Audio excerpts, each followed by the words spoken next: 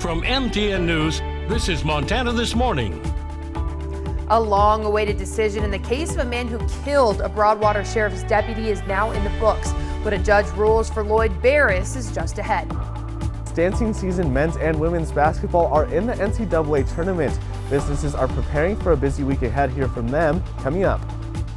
Good morning, Southwest Montana. 6:30, just a couple days before March Madness. We're talking about that. The men's team is going wheels up, and the women's team wheels up early this morning. Actually, I think at about 8:30 this morning. They're doing a send-off if people want to go by and wave to them before they head to the airport. But they should be in sunny San Diego by 11:15 this morning Pacific time, and maybe they can enjoy some relaxing time before. I'm sure they'll have some work to do when they get there, but Texas Tech is a pretty good team. Yeah, they are. Hopefully, I'm sure their scout teams and all of that, they'll be ready to go though. It'll be an exciting time. Ashley going wheels up later this morning for that as well. Thanks for spending a couple of days with us here on Montana This Morning. Absolutely. To do that, we look forward to seeing what you bring us from sunny San Diego. Meantime, partly cloudy Southwest Montana is what it's going to be today. I can't give you the sun until tomorrow. Temperatures hanging right around the freezing mark here in most of Southwest Montana. Currently 25 in West Yellowstone. Your planner for today, we're going to make it all the way up into those mid to upper 30s today. So a little warmer than it is out there right now. And then warmer as the rest of the week goes on. I'll take a look at the details of all of that in just a couple minutes. See you in a bit.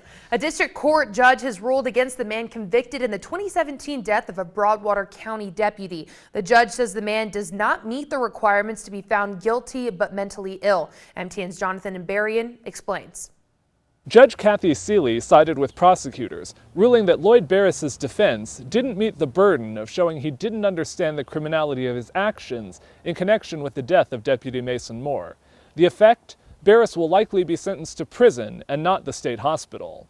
In January, Seeley held a 2-day hearing to take expert testimony on Barris's mental state. State law says a person can be found guilty but mentally ill if they have a condition that means they were unable to, quote, appreciate the criminality of their actions or conform their behavior to the law. The prosecution and defense experts agreed Barris suffered from delusional disorder, but split over how much it affected his actions. In 2017, Barris and his son Marshall refused to pull over when Moore attempted a traffic stop near Three Forks. Prosecutors believe Marshall Barris shot Moore. Then the men returned to his vehicle and Marshall fired more than a dozen more times. The two led officers on another chase for nearly 150 miles. Marshall Barris was then killed in a shootout with officers east of Missoula. The defense's expert argued Barris was suffering an acute episode of extreme paranoia that left him unable to conform to the law. But the state's expert suggested his actions were driven by wanting to avoid capture and keep his son out of jail. Seeley agreed, saying his reactions indicated he knew he had committed a crime. She pointed to other cases where judges ruled people with mental illnesses could be sentenced to prison if they knew their actions were wrong.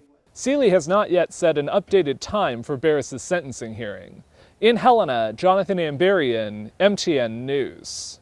In Montana State men's and women's basketball are headed to the NCAA tournament this season for quite the historic year for the Bobcats. MTN's Edgar Studio shows us how some businesses are preparing for happy, busy times. First time in history, both the men's and the women's basketball teams have made it to the NCAA tournament at the same time.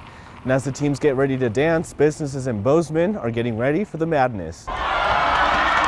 Yeah, it's been an exciting year for Bobcat fans. It's really been the year of the Bobcat. Coming off a historic win, the men's and women's basketball teams are headed to the NCAA tournament for the first time since 1996 and 2017. Yeah, totally awesome between, all the success the school's having over there. Bozeman once again is getting to rally behind their Bobcats. People in Bozeman and the surrounding area are awfully excited about it, and they've definitely been in getting new gear. Bars and stores are staffing up and filling racks with Bobcat apparel. Just make sure we're staffed and understand the excitement behind it, and that people are going to be in, and just be ready for that, because anytime you have success in the area, it's a real boost to the economy and a real boost for business. Those downtown not only getting ready for March Madness, but St. Patrick's Day celebrations.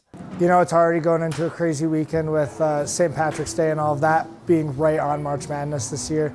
Expecting to fill up just like they did for football playoffs. And I'd expect most of the community down here to be able to watch that game. The product keeps coming in for fans ready to don their gear. You know, we get new product in every day, and we just got the men's, the Big Sky shirts in, and we have the men's and women's tournament championship shirts coming in, and then March Madness shirts coming in by the end of this week as well. The men's basketball team takes on Texas Tech Friday, and the women will face defending champions Stanford Friday as well. Of course, stay with MTN Sports for the latest. In Bozeman, Edgar Cedillo, MTN News.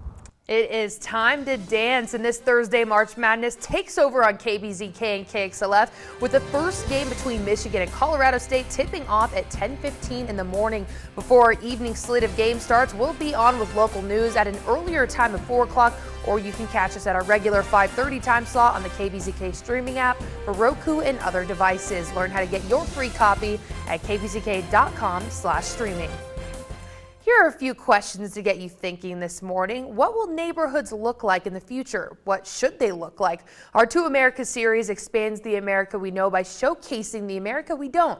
As Matt Pearl reports, a few cities and towns are forging ahead with an America that nobody knows yet.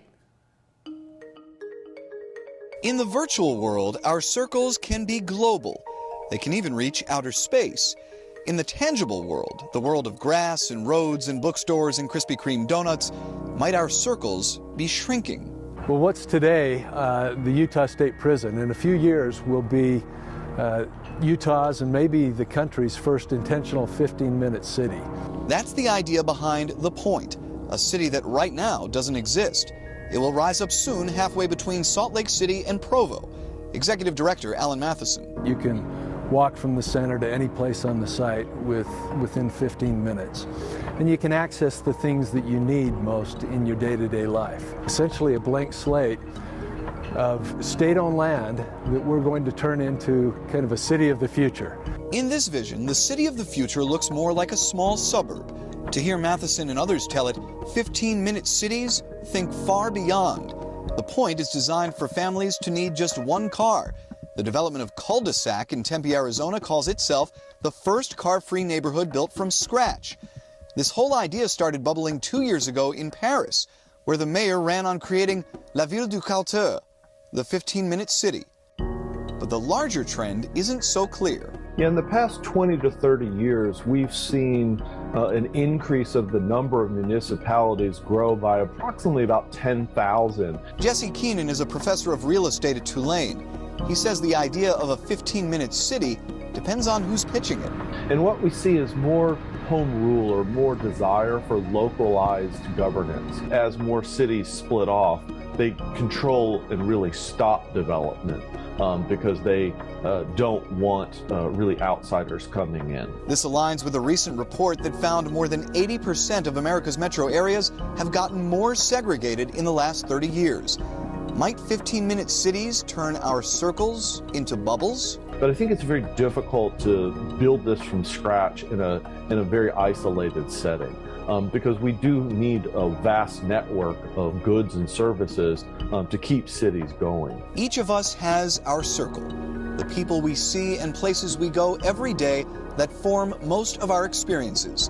The Point, Paris, even Cul-de-sac Tempe have grand ideas. Who will embrace their circle? In Draper, Utah, I'm Matt Pearl.